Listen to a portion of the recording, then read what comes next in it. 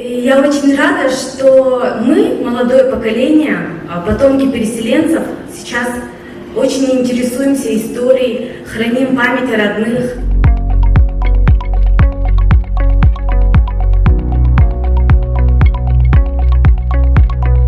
Фильм создавался как будто, или уже чтобы заговорили про этот фильм, где-нибудь у нас денег нету, где-то откуда деньги появляются, кто-то помогает безвозмездно, куда-то возят. Вот это очень даже обрадовало нас, потому что как будто все должны уже заговорить про Той-Хая, мне кажется. Время настало. Вот.